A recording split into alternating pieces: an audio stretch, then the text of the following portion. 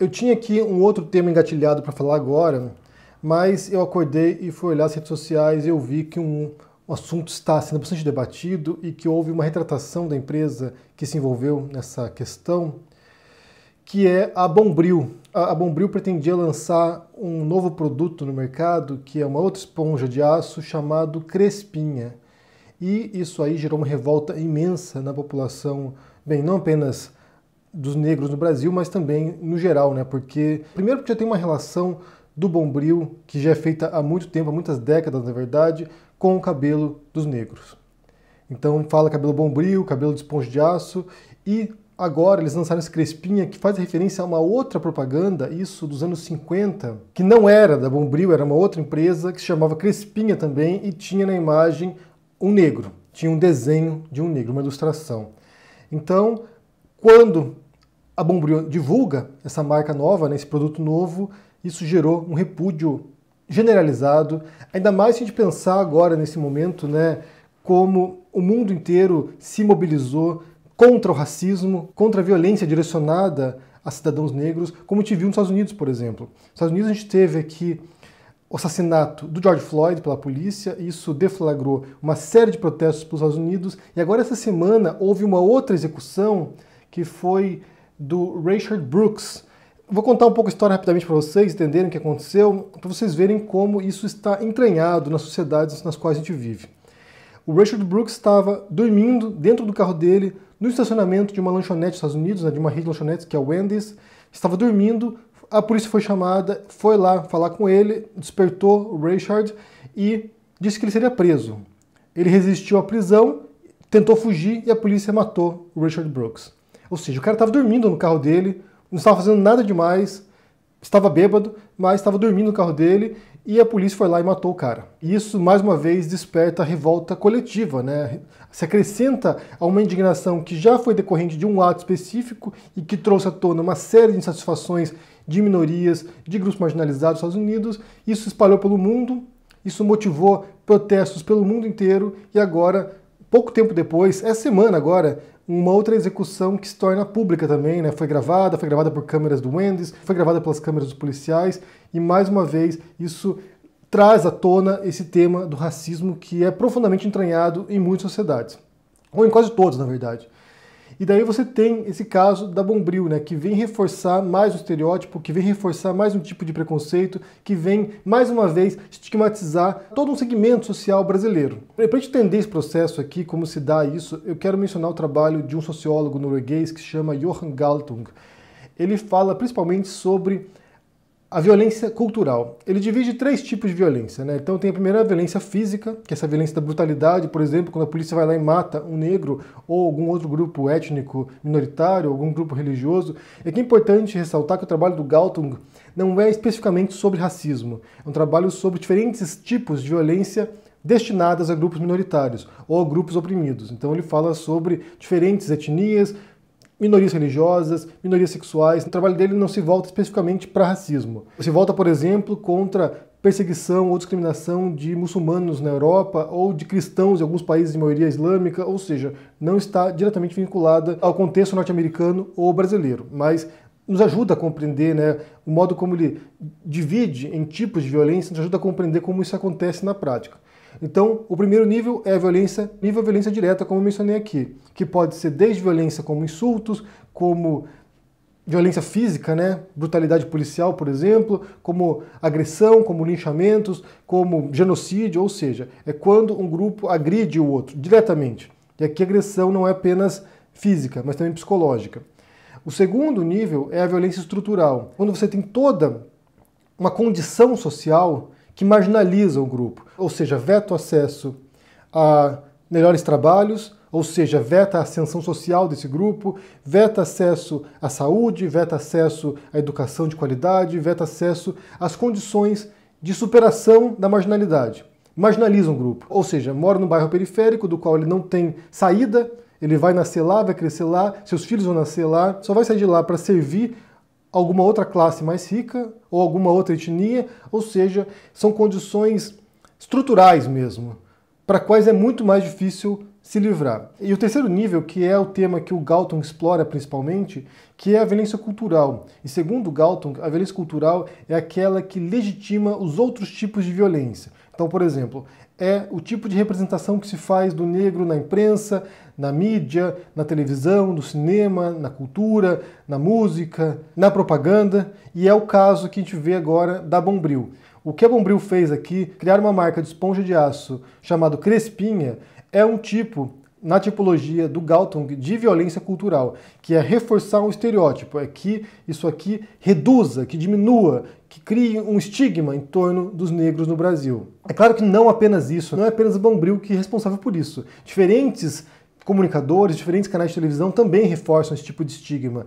Por exemplo, quando você tem um programa como o Cops nos Estados Unidos, né, esse programa policial, ou mesmo no Brasil, esses programas que tem de Cidade Alerta, essas coisas, né, que ficam mostrando a violência, isso vai reforçando o estigma, porque mostra geralmente os bandidos, os criminosos, os assassinos, os ladrões como negros, e isso vai reforçando um estereótipo, uma imagem que se fixa no imaginário coletivo de que negros são perigosos. Nos Estados Unidos é muito comum isso, e muitos documentários analisam essa questão cultural, né, como a televisão, como a imprensa ajuda a reforçar o estereótipo de que os negros são violentos, são perigosos, são criminosos, e isso é aquilo que o Galton chama de violência cultural. Eu vi muitos comentários aqui falando sobre a questão do Bombril, e teve um em particular que eu achei bem interessante, que foi da Winnie Bueno, que ela diz o seguinte: Crespinha, a esponja de aço da Bombril, perpetua estereótipos racistas e imagens de controle que associam o corpo de mulheres negras ao trabalho doméstico pesado. O nome e o marketing é baseado em racismo. Fere historicamente a subjetividade de mulheres negras e segue firme no mercado.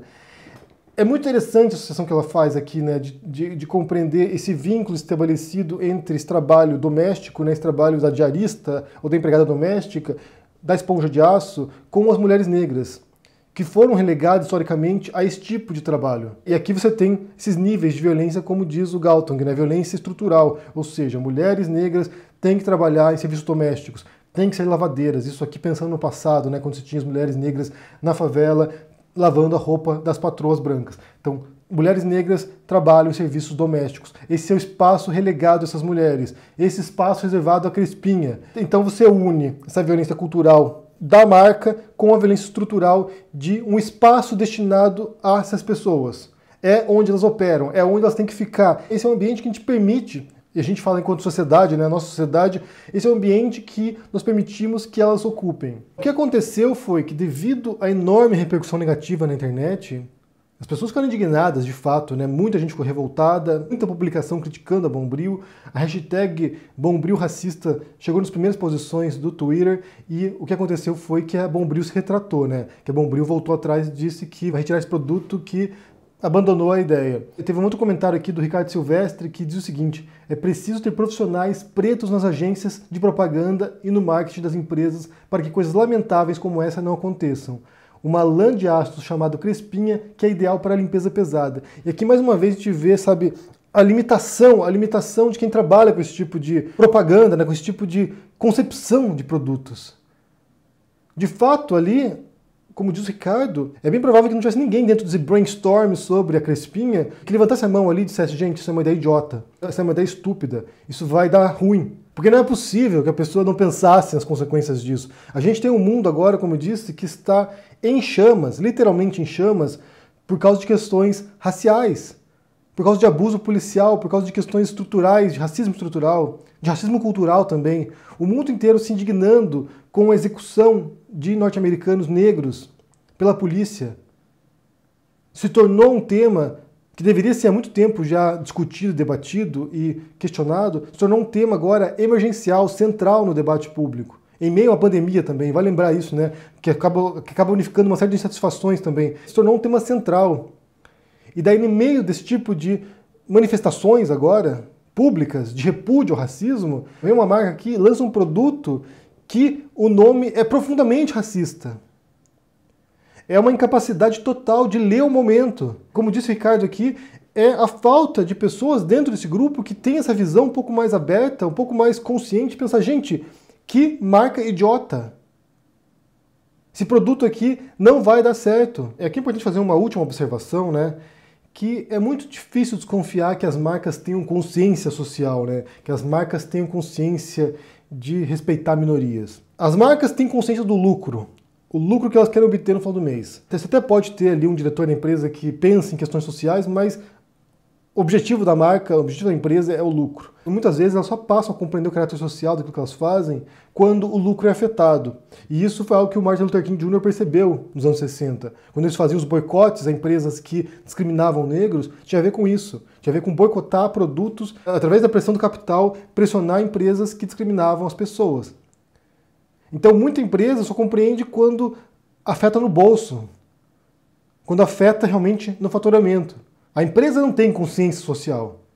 O que tem é consciência de quando afeta no dinheiro. E certamente esse caso aqui, da reação na internet a esse nome de produto da Bombril, imagino sim que terá algum impacto econômico para a empresa. Eu vou deixar para vocês aqui no comentário fixado o artigo do Johan Galtung, que se chama Violência Cultural. Está em inglês o artigo, talvez exista em português, não tenho certeza, mas está aqui o artigo para vocês conferirem. É interessante a perspectiva dele, porque, como eu disse, ela é bastante ampla, na verdade, né? Ela trabalha com diferentes tipos de opressões, não apenas no racismo, mas também outros tipos de opressão contra mulheres, por exemplo, contra outros tipos de segmentos marginalizados ou discriminados socialmente, culturalmente ou estruturalmente. Mas essa questão da violência cultural, como diz o Galtung, ela é a legitimação para os outros tipos de violência. Você tem a violência direta, você tem a violência estrutural, e daí você tem toda uma cultura que, de certo modo, torna esses outros níveis de violência aceitáveis. Eu quero saber o que vocês pensam sobre esse caso da Bombril aqui, sobre a reação que se deu também posteriormente, né, sobre o nome do produto, que é péssimo na verdade, mas o que vocês pensam sobre isso aqui?